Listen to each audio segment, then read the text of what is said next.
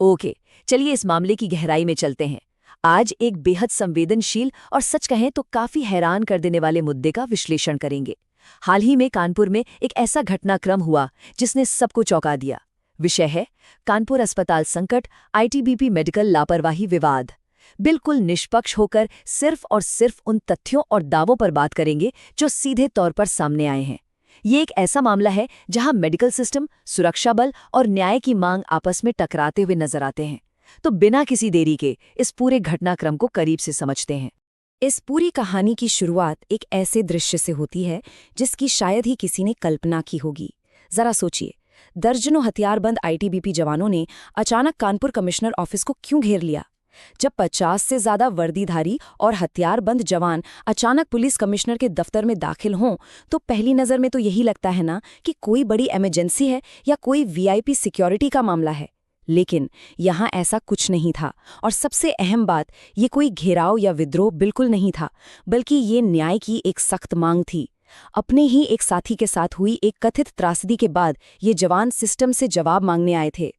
तो हुआ ये कि 23 मई का वह दिन था जब जवानों की ये भीड़ पुलिस स्टेशन पहुंची थी। और ध्यान देने वाली बात यह है कि यह कोई अनियंत्रित भीड़ नहीं थी। इसका नेतृत्व आईटीबीपी के वरिष्ठ अधिकारी कर रहे थे, कमांडेंट गौरव प्रसाद और लाइजनिंग ऑफिसर अर्पित सिंह, जिनके साथ 50 से ज्यादा जवान मौजूद थे। उनका मकसद एकदम स्पष्ट था, पुलिस कमिश्नर रघुवीर लाल और एडिशनल सीपी डॉक्टर विपिन ताड़ा से मिलकर अपने एक साथी जवान की शिकायत दर्ज कराना। वो चाहते थे कि इस पर तुरंत कार्रवाई हो। एक तरह से ये एक अनुशासित बल का अपने साथी के लिए खड़े होने का तरीका था।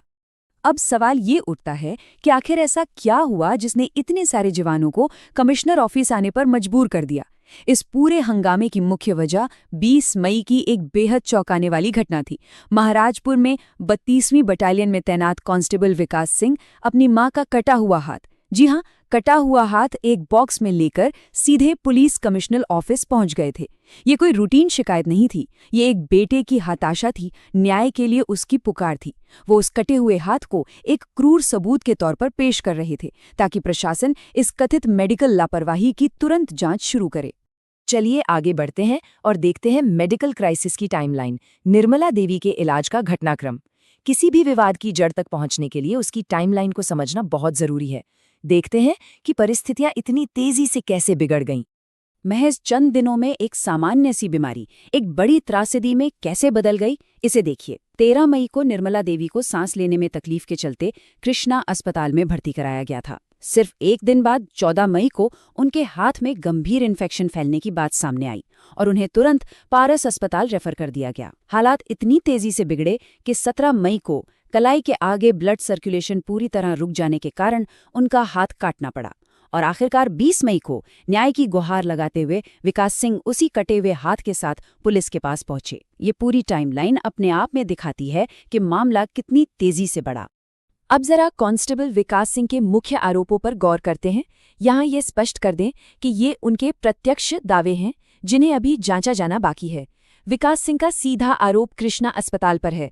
उनका दावा है कि वहां इलाज के दौरान जो लापरवाही बढ़ती गई, उसी की वजह से उनकी मां के हाथ में वह जानलेवा इन्फेक्शन फैला और इसी इन्फेक्शन की वजह से कलाई के आगे खून का दौरा बंद हो गया, जिसके चलते जब उन्हें पारस अस्पताल ले जाया गया तो वहां के डॉक्टरों के पास 24 घंटे के भीतर हाथ काटने के अलावा सच में कोई और विकल्प नहीं बचा था।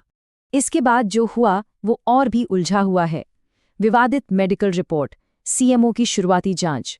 विकास सिंह की शिकायत के बाद सुप्रीम कोर्ट की गाइडलाइंस को फॉलो करते हुए पुलिस ने मामले को जांच के लिए सीएमओ के पास भेज दिया। लेकिन इसी जांच रिपोर्ट ने विवाद को शांत करने के बजाय आग में घी का काम किया।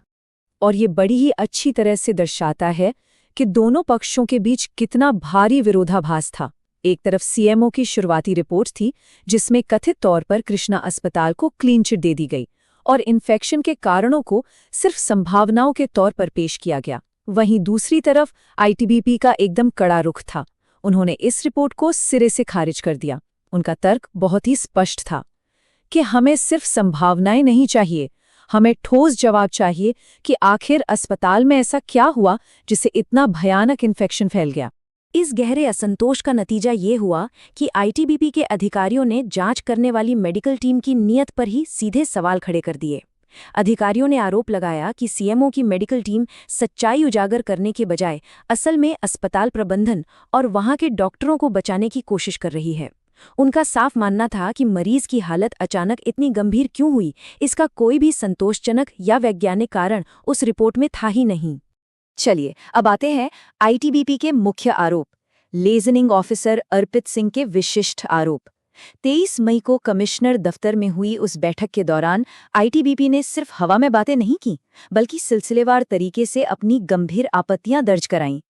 अर्पित सिंह के ये आरोप इस पूरे मामले में पारदर्शिता की भारी कमी की ओर इशारा करते हैं।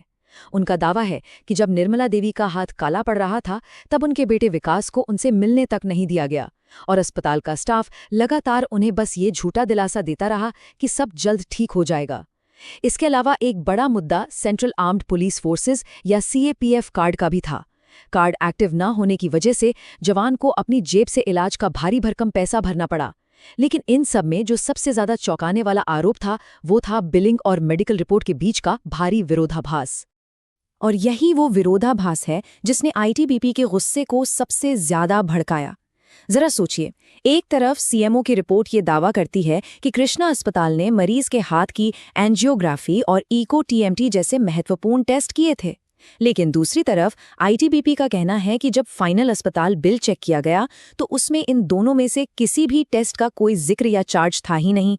आईटीबीपी का सीधा सा तर्क है, अगर टेस्ट हुए थे तो बिल में क्यों नहीं है, और अगर टेस्ट हुए ही नहीं तो सीएमओ की रिपोर्ट में इनका जिक्र आ कहां से गया। अब इस हिस्से का सबसे दिलचस्प पहलू ये है कि यह सीधे तौर पर आईटीबीपी की गहरी हताशा और उनके गुस्से को बयान करता है। लाइजनिंग ऑफिसर अर्पित सिंह का ये बयान जरा ध्यान से सुनिए। कोई आदमी अगर मर गया है तो क्या वो जिंदा हो जाएगा? नहीं होगा ना। लेकिन हमारे सीएमओ साहब की टीम मरे हुए को भी जिंदा कर देती है। ये गहरा व्यंग उन मेडिकल टेस्ट्स को लेकर था जो आईटीबीपी के अनुसार कभी हुए ही नहीं, लेकिन सरकारी रिपोर्ट में उन्हें जिंदा कर दिया गया, यानी दर्ज कर दिया गया। ये एक सिस्टम पर से पूरी तरह उठते भरोसे का बहुत बड़ा संकेत था। तो आज सवाल है कि आगे क्या हुआ? दोबारा जांच का रास्ता, बढ़ते विवाद पर प्रशासन की प्रतिक्रिया। इतने तनावपूर्ण माहौल और संगीन आरोपों के बीच स्थिति को शांत करने और न्याय की दिशा में आगे बढ़ने के लिए कुछ तत्काल कदम उठाए गए। पुलिस प्रशासन ने स्थिति की गंभीरता को तुरंत समझा। एडिशनल सीपी डॉक्टर विपिन ताड़ा ने ये स्पष्ट किया कि जवानों ने कोई घेराव नहीं किया था, बल्कि ये एक शांतिपूर्ण विरोध था। वरिष्ठ पुलिस अधिकारियों और आईटीबीपी के अधिकारियों के बीच करीब 1 घंटे तक मैराथन बैठक चली, और अच्छी बात ये रही कि इस बैठक का नतीजा निकला। दोनों पक्षों के बीच एक आम सहमति बन गई। ये तय हुआ कि आईटीबीपी ने जो अपनी विशिष्ट आपत्तियां एक सीलबंद लिफाफे में दी हैं, उन्हीं बिंदुओं को आधार बनाकर इस पूरे मामले की फिर से जांच की जाएगी। तो इस विवाद का तात्कालिक अंत कुछ वादों के साथ हुआ। एडिशनल सीपी विपिन ताड़े ने साफ तौर पर आश्वासन दिया कि अगर नई जांच में अस्पताल की तरफ से कोई भी मेडिकल लापरवाही साबित होती है तो सख्त कानूनी कार्रवाई जरूर की जाएगी। दूसरी तरफ सीएमओ ने अपनी शुरुआती रिपोर्ट का बचाव करते हुए उसे बिल्कुल सही और स्पष्ट बताया, लेकिन साथ ही उन्होंने ये कमिटमेंट भी किया कि वो आईटीबीपी द्वारा उठाए गए विशिष्ट सवालों का 48 घंटे के भीतर अपनी टीम के साथ मिलकर जवाब देंगे। तो सबसे महत्वपूर्ण पॉइंट ये है कि ये मामला अब सिर्फ एक अस्पताल या एक मरीज का नहीं रह गया है। ये एक ऐसा बड़ा सवाल खड़ा करता है जो हम सबके लिए बेहद प्रासंगिक है। मेडिकल लापरवाही के इतने जटिल दावों की जांच करते समय सिस्टम पूर्ण पारदर्शिता आखिर कैसे सुनिश्चित कर सकता है? जब रक्षक ही व्यवस्था से सवाल पूछने लगे तो जवाबदेही तय करना और संस्थाओं पर जनता का विश्वास बनाए रखना और भी ज्यादा जरूरी हो जाता है। इस मामले की आगे की जांच जो भी नतीजा लाएगी वो मेडिकल सिस्टम की पारदर्शिता के लिए यकीनन एक बड़ी नज़ीर साबित होगी। इस विश्लेषण के साथ जुड़ने के लिए बहुत बहुत धन्यवाद। तथ्यों को गहराई से समझने का ये सिलसिला आगे भी जारी रहेगा।